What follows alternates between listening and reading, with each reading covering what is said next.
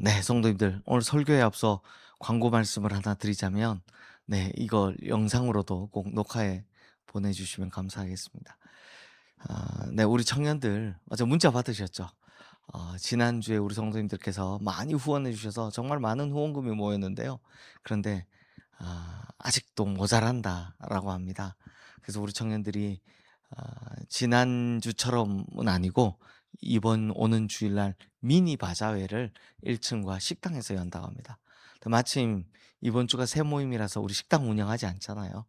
그러니까 우리 성도님들께서 새 모임 하실 때 이렇게 1층 혹은 식당에 가셔서 그 뭐 사실 소소합니다. 뭐 옥수수, 알감자, 떡볶이 순대 이렇게 판매한다고 하니까 좀 부족하더라도 우리 성도님께서 넉넉한 마음으로 또 좀 사서 드셔 주시고 또 후원해 주시면 우리 청년들 좀 베트남으로 보내 주십시오. 부탁을 드리도록 하겠습니다. 네. 이제 말씀 전하겠습니다. 성도님들, 사람은 관계의 존재입니다. 사람은 관계를 통해서 이 세상 살아가는 걸 하나님께서 사람을 지으실 때부터 아예 서로 간의 관계를 맺도록 해 놓으셨기 때문입니다. 그러면 자, 성도님들, 사람이 관계를 맺고 소통을 하는데 가장 중요한 도구가 뭐겠습니까?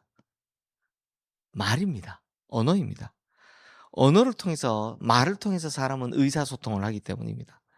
근데 이 사람이, 인간이 사용하는 말은 참 양날의 검입니다. 잘 사용하면 선한 도구가 되어 있는데, 반면에 잘못 사용하면 상처를 주고 돌이킬 수 없는 강을 건너게 만들어 버리죠. 교회 안에서도 이런 예외가 아닙니다. 많은 사람들이 참 보면 이 교회에서 상처받았다라는 이야기를 하는데요. 들어보면 다 대부분의 상처가 말로 시작된 것들입니다. 말이 말을 낳고 또 말이 그의 영혼을 후벼 파면 참 믿음을 잃고 교회 공동체를 떠나서 다시는 돌아오지 않도록 만들어 버리는 겁니다. 이 같은 맥락에서 야고보 사도는 말이 얼마나 무서운 것인지를 일깨워 주면서 특별히 흩어져 있는 디아스포라 성도들에게 이 교회에 편지를 하면서 말을 주의하고 조심해야 될 것을 교훈하고 있습니다. 우리 2절 말씀 함께 읽겠습니다. 우리가 다 실수가 많으니 만일 말이 실수가 없는 자라면 곧 온전한 사람이라 능히 온몸도 굴레를 씌우리라. 자, 이 말씀은요. 이제 우리가 지난주에 보기를 지난주에 죄송합니다. 어제 보기를 "믿음은 곧 행함으로 증명하라."라고 했잖아요. 그 행함의 첫 번째를 뭐라고 이야기하는 겁니까? "말 조심하라."라는 겁니다. 그런데 지금 이 말씀을 보면 모든 사람은 말에 실수가 있을 수밖에 없다라는 걸 인정하고 들어가자라는 겁니다. 그런데 성도님들, 나는 말에 실수가 있다라는 걸 인정하면 그때부터 오히려 많은 것들이 달라집니다. 왜냐하면 이 말에 실수가 있다라는 걸 인정하면 그다음부터 말에 대해 조심하기 때문입니다. 그러니까 '나는 완전해.'라고 생각하는 사람이 있다면 그게 조심을 안 하겠죠. 그러나 나 말에 실수가 있는 사람이야라는 걸 인정하면 그다음부터는 말을 삼가하게 되고 말하기 전에 생각을 하려고 하고 할 겁니다. 이렇게 되면 이제 말 실수의 상당 부분을 줄일 수 있게 되는 거죠. 그러니 우리는 항상 내가 하는 말이 완전하지 못하고 내가 하는 말이 상대방에게 상처가 될 수 있다는 걸 늘 전제에 두고 염두에 두고 늘 조심해야 한다는 겁니다. 3절 말씀 함께 읽겠습니다. 우리가 말들의 입에 재갈 물리는 것은 우리에게 순종하게 하려고 그 온몸을 제어하는 것이라. 이게 참 이게 어쩌다 보니까 재밌게 되는데 여기에는 말이 아니라 말이죠. 이게 말을 설명하려고 말을 설명하는 경우가 됐습니다. 이게 근데 헬라어 원어로 보면 이 단어가 다릅니다. 다른데 이게 우리말 번역에서는 신기하게 언어 유희가 되어 버렸어요. 입에서 나오는 말을 설명하기 위해 타는 말을 지금 설명하고 있는 겁니다. 우연히 이렇게 되어 버렸습니다. 근데 성도님들 지금 뭘 이야기하냐? 사람보다 사실은 타는 말이 덩치가 훨씬 더 큽니다. 힘도 세죠. 훨씬 더 빠릅니다. 그런데 사람이 이 말을 제어할 수 있는 이유는 그 말의 입에 재갈을 물리고 그 재갈에 연결된 고삐를 사람이 딱 쥐고 있기 때문입니다. 그러면 이 고삐를 잡고 방향을 설정하면 이 큰 말이 사람보다 훨씬 더 신체적으로 뛰어난 말이 순수히 따라오게 되어 있습니다. 그것을 말의 입에 재갈을 물리는 이유라고 하죠. 이처럼 우리 입에 재갈을 물리면 하나님의 말씀이 인도하는 대로 철저히 순종할 수 있고 하나님 말씀이 원하시는 방향대로 끌면 끌려갈 수 있게 돼 있다는 겁니다. 그러므로 우리가 하나님의 말씀에 순종하는 첫걸음은 뭐부터 하라는 겁니까? 우리 입에 재갈을 물리는 것부터 하라라고 말씀하는 겁니다. 성도님들, 이스라엘 백성들이 광야 40년 동안 그 출애굽 여정하고 나서 40년 동안 무엇을 제일 잘못했을까? 생각해 보십시오. 뭘 제일 잘못했습니까?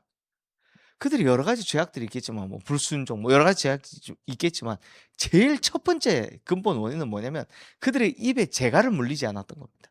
그러니 뭐만 하면 하나님에 대해 불평, 뭐만 마음에 안 들면 하나님에 대해 원망하는 겁니다. 그러니까 막 모세에 대해서 막 따지기 시작하는 겁니다. 결국 그 문제로 인해서 광야 40년 광야에서 다 죽어버린 겁니다. 근데 만약 그들이 자신의 입에 재갈을 물렸더라면 그들 모두가 다 가나안 땅에 들어갔을 겁니다. 하지만 그들의 입을 제어하지 못해서 하나님을 원망하고 영적인 지도자에 대한 불만을 쏟아냈기 때문에 결국 약속의 땅 가나안에 못 들어가게 된 거죠. 근데 성도님들, 요걸 관점을 바꿔서 사탄의 관점에서 보면 우리 입에 재갈을 물리는 걸 사탄은 절대 원하지 않습니다. 왜요? 사탄은 우리가 함부로 말하고 떠들고 그래서 공동체를 어지럽히고 중상모략을 일삼는 걸 너무너무 좋아하기 때문입니다. 그래서 사탄은 우리를 이렇게 부추깁니다. 마치 그런 말하는 걸 정의인 것처럼 둔갑시키는 겁니다. 그래서 옳은 말이라는 프레임을 씌워서 막말을 하게 하는 겁니다. 왜요? 그래야 공동체가 혼란에 빠지기 때문입니다. 이건 교회뿐만이 아니고요. 성도님들, 가정도 직장도 다 어디에서나 마찬가지입니다. 성도님들, 한 사람에게서 시작된 말이 공동체 전체를 불태울 수 있습니다. 이게 얼마나 위험한 거죠. 아주 작은 말인데요. 내 입에서 나온 작은 말이 이 말이 공동체 전체를 불태워 버릴 수 있습니다. 내 입에서 나온 한마디가 교회 전체를 없앨 수도 있습니다. 이게 얼마나 위험한 일인지 야고보 사도가 이렇게 설명을 합니다. 5절 말씀 함께 읽겠습니다. 이와 같이 혀도 작은 지체로 돼 큰 것을 자랑하도다. 보라, 얼마나 작은 불이 얼마나 많은 나무를 태우는가. 처음에 우리 뭐 예를 들면 이런 말 하잖아요. 담뱃불이 온 산을 다 태운다. 그렇잖아요. 마찬가지입니다. 혀는 작은 지체이지만 그 재갈을 물리지 않은 입으로부터 흘러나오는 말이 그 작은 불씨가 공동체 전체를 불태워버리고 분열시키는 일이 우리가 얼마나 많은지 자주 볼 수 있다는 겁니다. 그러므로 말을 조심하고 입에 재갈을 물리는 건 나를 지키는 일이요 공동체를 지키는 일임을 항상 기억해야 한다는 겁니다. 성도님들, 우리는 말에 특별한 주의를 기울여야 합니다. 내가 하는 말이 교회 공동체를 불태우고 성도를 시험에 들어 죽일 수도 있게 하고 그다음에 교회를 분열하게 하고 또 심지어는 누군가의 믿음을 잃어버리게 하는 주범이 될 수도 있다라는 사실을 늘 기억해야 합니다. 그래서 입에 재갈을 물리지 않으면 내 입에 곧 해악이 된다. 내 입이 곧 해악이 된다라는 사실을 명심하고 살아야 한다는 거죠. 자, 마지막으로 야고보 사도는 이, 이 말에 대한 결론을 내리면서 참 성도와 가짜 성도를 구별하라고 이야기합니다. 우리 9절부터 11절 말씀 함께 읽겠습니다. 이것으로 우리가 주 아버지를 찬송하고 또 이것으로 하나님의 형상대로 지음을 받은 사람을 저주하나니 하나님에서 찬송과 저주가 나오는도다. 내 형제들아, 이것이 마땅하지 아니하니라. 샘이 한 구멍에서 어찌 단물과 쓴물을 내겠느냐. 자, 지금 야고보 사도가 무슨 말 하냐? 이런 말 하는 겁니다. 아니, 같은 입에서 한 번은 하나님을 찬양하고 한 번은 형제를 비난하는 일이 그게 어떻게 가능하겠냐? 같은 입에서 어떻게 이게 같은 입에서 나올 수 있느냐라는 겁니다. 그러면서 무슨 비유를 합니까? 샘이 한 구멍에서 어떻게 한 번은 단물 내고 한 번은 쓴물 내고 할 수 있느냐? 그게 불가능한 것처럼 같은 입으로 하나님을 찬송하고도 뒤에 가서 형제를 비방하고 교회를 중상모략하는 건 불가능하다. 만약 그렇게 하는 성도가 있다면 그건 가짜다. 가짜 성도다라고 이야기하는 겁니다. 그럼 성도님들께 한번 여쭤보겠습니다. 자, 샘이 한 구멍에서 단물을 내고 쓴물을 내고 불가능합니다. 그렇다면 한 사람의 입에서 하나님을 찬양하는 말을 하다가 돌아서서는 형제를 중상모략하고 교회를 어렵게 하는 게 불가능하겠죠. 이 야고보 사도의 말에 의하면. 그러면 만약 이런 사람이 있다면 이 사람의 진짜는 뭐겠습니까? 하나님을 찬양하는 거겠습니까? 아니면 형제를 중상모략하고 교회를 힘들게 만드는 거겠습니까? 뻔하지 않습니까? 뭐겠습니까? 이 사람이 진짜는. 당연히 후자인 겁니다. 그러면 하나님을 찬양하는 건 그냥 껍데기인 것뿐이다라는 거죠. 사랑하는 성도님들, 야고보 사도가 왜 이런 말을 할까요? 생각해 보면 야고보 사도는 예수님 동생이었잖아요. 사실 예수님께서 이와 같은 말씀을 여러 번 하셨기 때문입니다. 예수님께서 딱 이런 말씀하시죠. 우리 입에서 나오는 말은 입에서부터 시작된 게 아니라 뭐다? 마음에서부터 시작된 거다. 마음에 선한 생각을 품으면요, 입으로도 선한 말이 나오게 돼 있다. 또 마음에 악한 생각을 품으면 입으로도 악한 말을 하게 돼 있다는 겁니다. 그러니 이 사람이 참된 성도인지 가짜 성도인지를 구별하기 위해선 그가 하는 말을 들어보면 알 수 있는데 그것이 곧 마음의 표현이기 때문이다라는 거죠. 그러니 예배 드릴 때는 하나님 찬양하고 같은 입으로 형제를 중상모략하고 교회를 비방하는 일을 일삼다면 그 사람은 가짜임이 틀림없다라는 겁니다.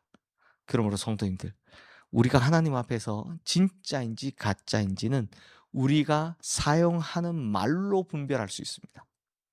그리고 그 말의 시작은 우리의 마음에서부터 출발한다는 사실을 꼭 기억하시길 바랍니다. 그러니 이제부터 우리 입에 뭘 물려라? 재갈을 물리고 오로지 하나님께서 기뻐하시는 말만 하겠다고 결단하시고요. 하나님 앞에서 무엇보다 우리의 입술을 쳐서 복종시키며 살아가시는 우리 성도님들 되시기를 주님의 이름으로 축원합니다. 이 시간 오늘 주신 말씀 기억하며 우리 함께 기도하겠습니다.